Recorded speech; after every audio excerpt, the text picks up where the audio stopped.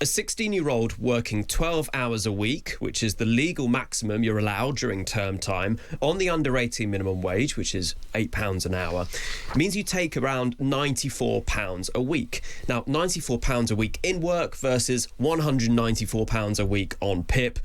Clearly something has gone wrong here, to the point where the teenager with anxiety can receive more than double the hourly equivalent while staying at home.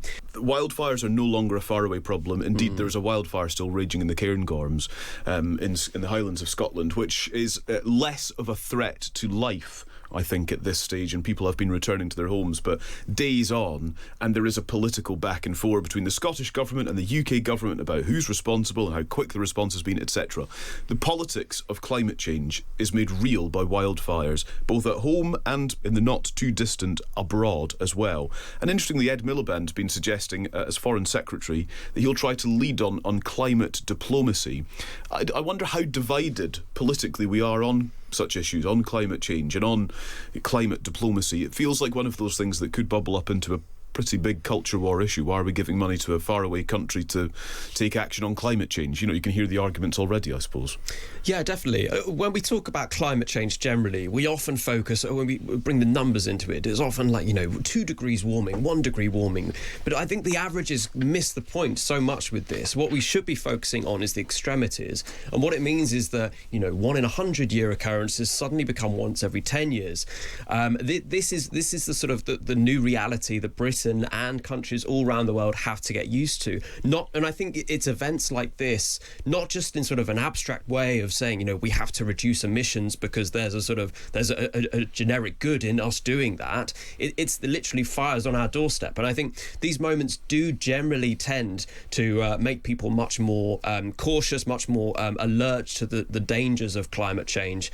And so I think, there will be sort of, broad support for having more money to tackle these sorts of things, perhaps more so than, say, the need to reduce carbon emissions in the abstract. I think these events do focus minds a bit. Yeah, I think you're right about that. Right, let's go on to some of the other stories around as well this morning. We've been talking lots recently about the issue of NEET, young people who are not in employment, education or training. And the Times front page this morning, teen anxiety pays more than a job. They found that young people who take up part-time work on the minimum wage earn £100 less than those claiming sickness benefits. Here's Minister Hamish Faulkner speaking to Rosie on Times Radio Breakfast and discussing his level of concern at the numbers. Is the system creating bad incentives for young people to not get into work and not take the steps that they need to launch themselves into working life? That is exactly the issue that we're focused on. So you think there are some negative incentives here? I do know that there are an increasing number of young people on PIP. And what really worries me, and I see it in my own constituency, is when young people don't get into work early in their life, it often gets much harder to get into work later in life.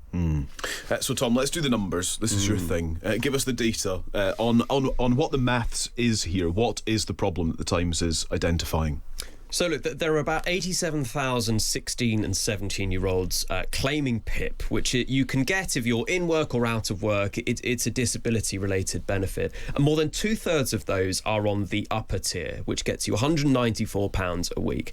And many of them are claiming for mental health, neurodevelopmental conditions, including ADHD, anxiety, and so on. And our politics team have run the numbers, and basically, a 16-year-old working 12 hours a week, which is the legal maximum you're allowed during term time, on the under 18 minimum wage, which is £8 an hour, means you take around £94 a week. Now, £94 a week in work versus £194 a week on PIP. Clearly something has gone wrong here, to the point where the teenager with anxiety can receive more than double the hourly equivalent while staying at home. And look, it's worth saying that they could be in work and claim. It's not an either or.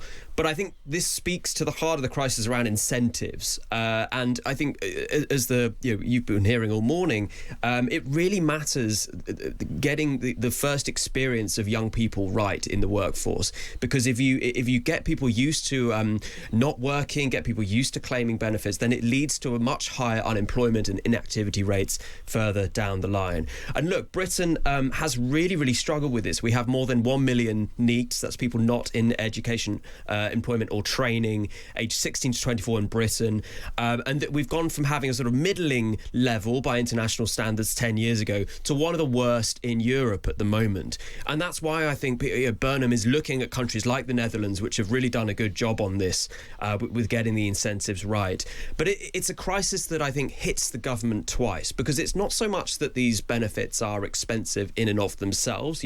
There aren't that many 16 or 17-year-olds claiming, but it's also the economic costs of having people out of work, not paying tax, and also not contributing to the growth of the economy. So it's really should be top of Burnham's to-do list. And it becomes a way of life, is the other concern, that if you're claiming from a young age unnecessarily, as some might have it, then that becomes an issue as you go into adulthood, and it can be passed down through the generations. You mentioned the Netherlands there. It has the lowest rate of NEET in Europe. So in the Netherlands, some young disabled people are required to do work on public projects such as litter picking to keep their financial support. And what's interesting is that in the Dutch disability benefit system, there's distinct support for two groups. There are disabled individuals who have worked before and those who have not.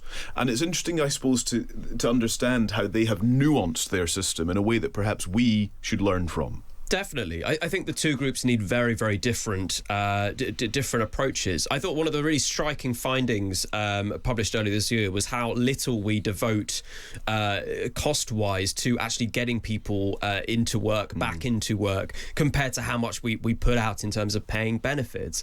And, we all, when we were at school, we all did a little bit of work experience, but it was kind of like you do your 2 weeks and then that's your job done, out into the world you go. Yeah. Whereas I think we need a much more focused approach on all of this, because it really matters. Right, should we talk about social care? Andy Burnham says he might increase the conditions on people required to receive their benefits. That's at sort of one end almost of the welfare conundrum that he's dealing with here. He's got the NHS somewhere in the middle of this particular nightmare scenario, and he's got social care at the other end as well. He's actually said that he's willing to use up quite a lot of political capital on this, and I think history shows us he's going to have to if he wants to make any progress, because other Prime Ministers have tried and failed and been punished as a result in recent times. Yeah, and look, he will never have more political capital than he has right now. So I say now's a good time to look at it. And just look, I mean, PM after PM have fumbled this. Yeah. It defeated Theresa May. Remember the dementia tax, which basically lost her the majority 10 years ago. Boris Johnson's health and social care levy as well. I mean, that was scrapped after a year. And so various PMs have tried to get to grips with this and have failed. And I think it's interesting. We talk about Burnham as seeing him as a left-wing PM, but actually, I mean, this is a sort of if he can sort this is a real help for the upper middle classes, because at the moment we have a situation where if you're on low enough income, you will get state support. If you live in the right area, you might get some forms of support, but there's a postcode lottery element for this.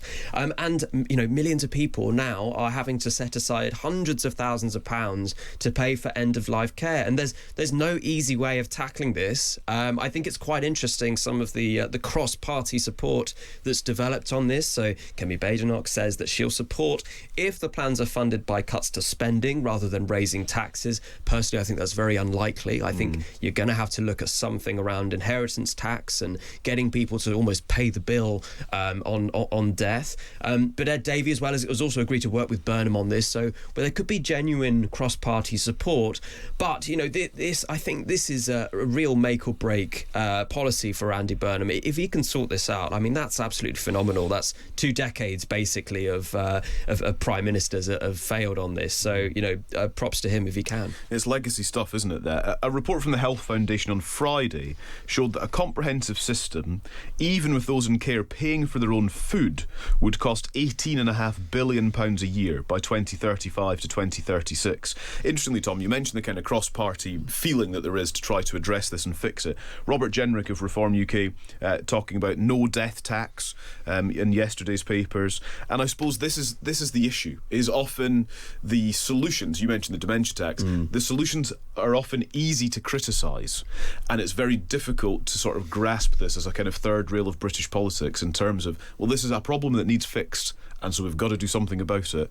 So who's going to step up and do it? Yeah, and it wasn't Theresa May who labelled it the dementia tax, obviously, but events just kind of spiralled outside of her control. And I think, the problem for Burnham is that if he picks any kind of resolution where the solution is people do use their money, but eventually after their death, then yes, it opens it up to all kinds of criticism. But I just don't see where, given all of the crisis, you talked about the how many billions it was, 18 billion it's going to cost. I mean, you're just not going to get those kind of sums from salami slicing existing spending. We might get some money back if we get more young people in work, but they just don't. We just can't square the two by evening them out. We of course await this announcement. We think Wednesday is going to be Social Care Speech Day, and some of it might be about bringing forward the Baroness Louise Casey review into social care as well. That might be part of kind of working towards solutions here. There's just something hanging in the air about whether Andy Burnham is over-promising. Is he sort of pinning too much on these first 2 weeks? And perhaps that's something you can WhatsApp us on 0333 003 2353. Is the new Prime Minister over-promising? Let's go on, Tom, to discuss Britain's generational divide. The boomers and the zoomers. I always forget which one I am. I'm a millennial. I don't know where that puts me in the rhyming slang. Yeah, I'm a millennial too. I think the cut-off is 1995. Fine. If you're born before then, you're a millennial. Okay. But look, when we love pitting these generations against each other for the reasons we've just talked about, right? The crisis in social care versus getting more young people in work.